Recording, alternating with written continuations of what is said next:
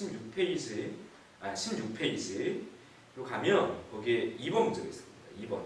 바나나 우유, 딸기 우유, 초코 우유, 흰 우유. 그죠? 우리는 항상 선택의 기로에 놓여 있고 항상 갈등의 기로에 놓여져 있다.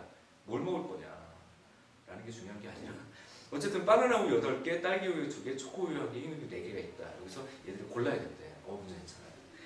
선별하고 그 다음에 분류도 해야 되고 그러니까 어떤 걸 기준으로 하고 분류를 할 것이냐를 봤을 때 이런 것들 연습하기 되게 좋았던 문제다. 그래서 레벨 3 문제이지만 난이도도 적절하다, 스타일도 괜찮다, 문제의 어떤 선별, 분류하는 그런 과정들도 괜찮은 문제예요. 그래서 16페이지 2번 문제도 체크를 꼭 하셔야 됩니다.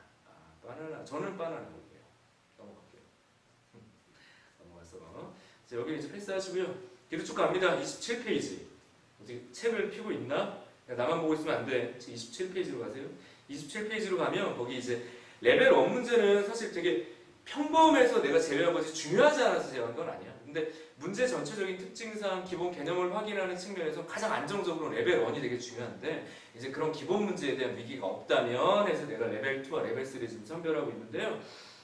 레벨 1 중에서도 요거는 좀 괜찮은 것 같아요. 27페이지 9번.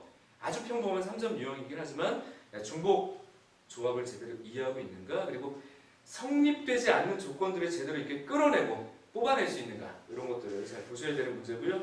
또 뒷페이지로 가시면 28페이지. 그럼 내가 꽂힌 문제는 28페이지에 3번. 28페이지 그리고 4번. 사실 내가 문제를 풀어줄 수 있으면 되게 좋은데 28페이지는 딱 그냥 15초면 풀어요. 이제 아마 해설지를 열어봐. 선생님 이게 15초라고요? 개념이 있으면 15초야. 근데 그런 측면이 되게 중요한 문제인데 선생님 문제를 풀어줄 수는 없기 때문에 그냥 강조만 좀 하려고 합니다. 3번 그리고 4번이에요. 4번 주의. 굉장히 빠르게 풀 수 있다. 개념만 있다면 이런 것들을 잘 체크해 보시고요. 넘어가셔서 뒤에 보면 이제 6번 문제도 있고 29페이지 7번 문제도 있는데 29페이지에 6번은 너무 많이 나왔죠. 그래서 이제 패스하고요. 29페이지 7번 절대값 포함된 거 좀 많이 나왔지만 좀 7번은 동그라미 치고 꼭 풀어봐라 라고 보시면 되겠고 중요한 건 29페이지 8번입니다. 29페이지 8번 유한집합의 대응관계를 활용한 경우의 수 그리고 확률 파트의 문제는 그냥 무조건 빼박이라고 그래. 무조건이다. 4점짜리 문제는 무조건 나올 거다 이렇게 생각하시면 되고요.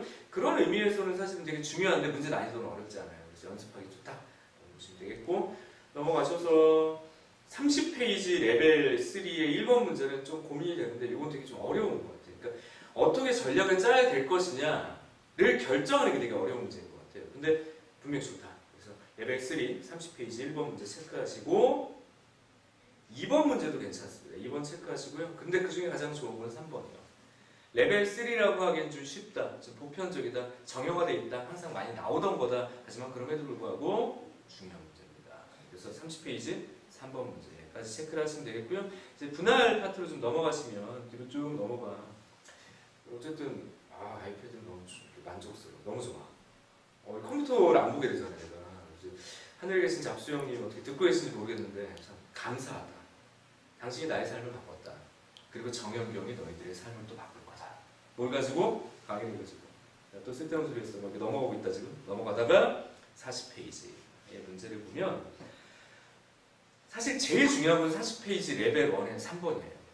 문제가 뭐냐면 자연수 10을 2의 거듭제곱 또는 1로 분할하는 방법. 그냥 이대로 문제 내면 될 것 같아요. 근데 지금까지는 4점짜리 문제가 나온 적이 없어서 그냥 3점으로 간단하게 개수세기 형식. 하지만 공식을 직접 적용하지 않는 자연수 분할. 누가 봐도 나올 수밖에 없는 유형이니까 40페이지 3번 체크하시고 40페이지 4번이요.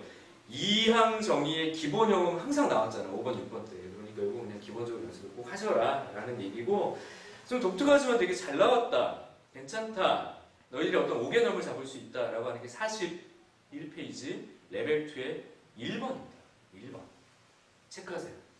1번 그리고 보통 3등급 이하인 친구들이 무조건 틀릴 거거든. 왜 틀렸는지 체크 잘 하십시오. 여기 되게 유령과 같은 놈이 있습니다. 있지만 없는 놈 때문에 문제가 돼요. 그러니까 있지만 없는 놈.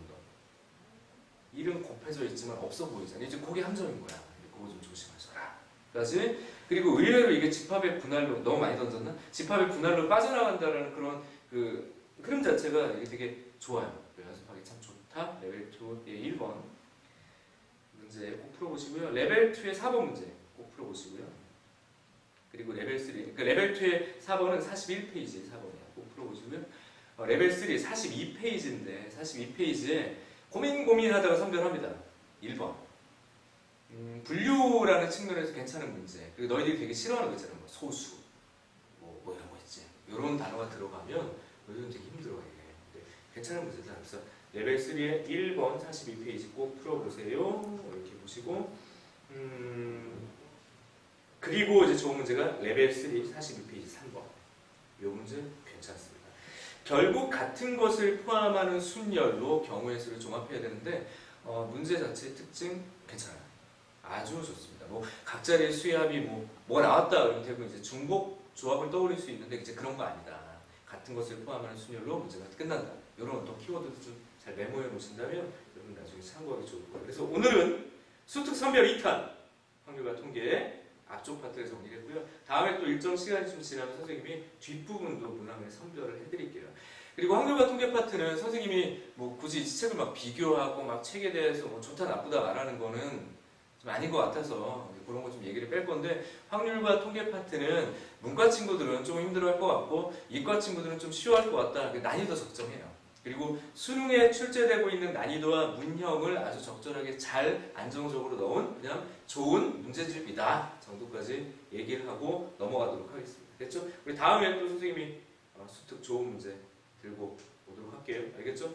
자, 오늘도 수고 많았고 우리 다음에 뵙도록 하겠습니다. 이상.